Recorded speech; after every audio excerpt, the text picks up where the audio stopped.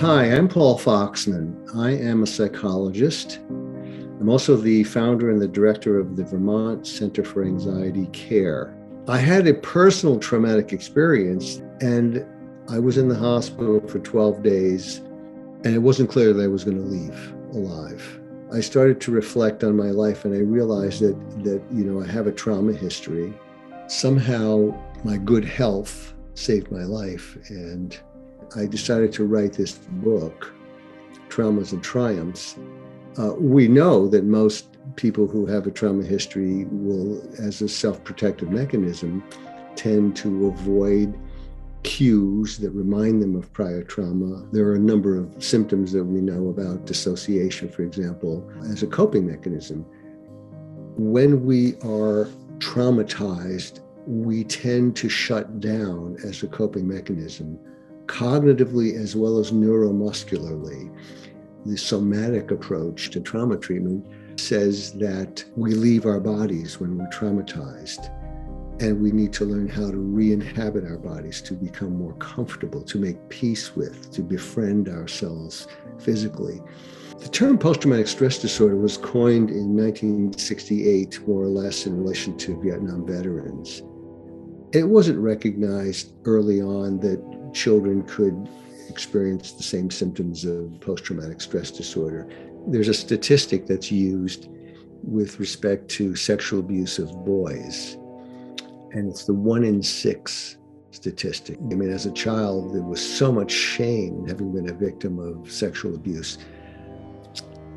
I was walking to school one day. It was a long block between 10th Avenue and 9th Avenue where I would pick up the bus to get down to my junior high school. I was 13 at the time of that, and it was a row of tenement houses that were being torn down to make way for what is now Lincoln Center for the Performing Arts. And there was a man standing in the doorway of one of these tenement houses. These were all uninhabited, condemned houses. He said, "I have a chair I'm trying to take out of the building. Would you mind holding the door for me?" And I naively said, "Yeah." And as I went to open the door, hold the door, he grabbed me by the neck and pulled me in a headlock to the back of the building and raped me. In order to even tolerate the experience, I had to essentially dissociate. And I didn't tell anyone about that experience for 10 years. I also had a medical trauma. When I was 9, I had the croup, and I wake up, I'm awakened in the middle of the night in a breathing crisis. And I tried to call for help and I couldn't make a sound. So I banged on the wall of my bedroom, and the next thing I know, I was in restraints in the hospital after an emergency tracheotomy, which began in the ambulance. But the story is that my parents called our doctor, who came to the house in a hurry, got in the ambulance and performed a tracheotomy with a penknife and a fountain pen cap. Saved my life. I spent the next 2 weeks, age 9, in the hospital, hooked up to a ventilator. But in addition to those experiences, I had what is now known as developmental trauma, which was an impoverished neighborhood. My parents did get divorced. And so I think what I did was I channeled the energy of anxiety into success, both academically and also in terms of sports. And I was the captain of my high school track team. My sports skills resulted in a scholarship to Yale University. There was some kind of a connection between success in life and a trauma history, and I was trying to put that together. The simplest way I could explain it is that when you know that what you make of your life is really up to you and you don't have a safety net, there's some kind of an inner choice that's made. I came to the conclusion that hope is passive. When you say, "I hope things will work out," but when you say, "I believe that things will work out," or "I believe that I could be successful," that implies an internal locus of control and leads to the question of what part do I need to play? What role do I play in making it happen? Post-traumatic growth and trauma recovery have to do with making a purpose out of your own adversity, your own trauma history. in my case, becoming a psychologist and being sensitive and understanding and having the ability to empathize with people who have had traumatic experiences. That's the upside, that's the asset side. And then, of course, my own process of recovery, I think, equipped me to be, able to be helpful to other people who need to go through the same process. I've used the term angels in my book.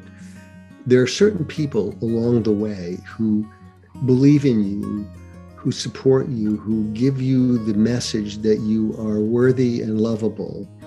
We also have to have some way to be at peace in our bodies, some creative outlet that involves our physicality. And for me, it was yoga, and it was sports, and also music. Creative outlets, that's another ingredient in post-traumatic growth and trauma recovery. And meditation is a particularly helpful activity. Spending time in nature is perspective changing because it reminds us of our place in the larger scheme of time and place. That beach and ocean, that mountain, that lake was there before you were born and will be here long after you're gone.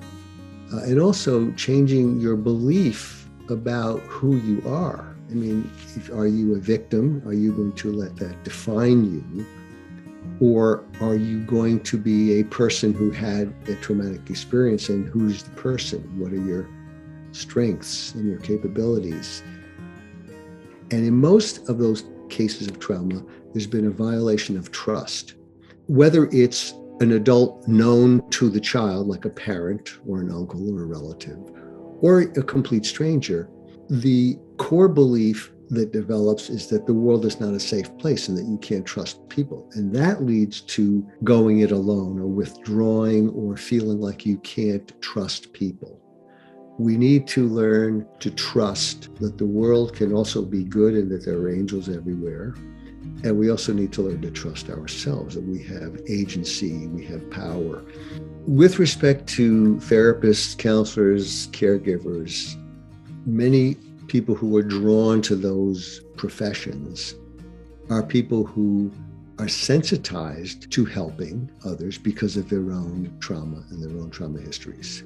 Assuming that you've recovered to the point where you have something to offer other people, it's an asset. With or without a trauma history, caregivers are exposed to all kinds of human pain and suffering.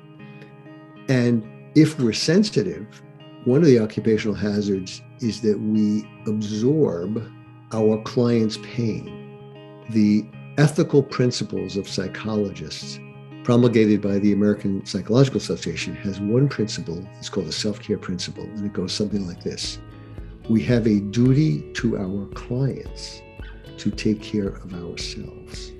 If you're struggling with something that's interfering with your objectivity or your effectiveness for counseling, you need to deal with that. It might mean personal counseling. It might mean not taking certain clients, but self-care is key. And all of the things that I mentioned in terms of elements of trauma recovery and post-traumatic growth are really various forms of self-care.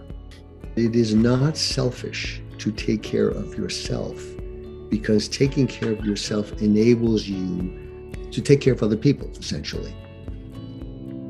There's a famous quote from Mark Twain. Mark Twain says, "The two most important days in your life are the day you are born and the day you figure out why."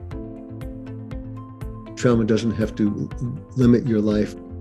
You can transform as a result of trauma and fulfill your potential.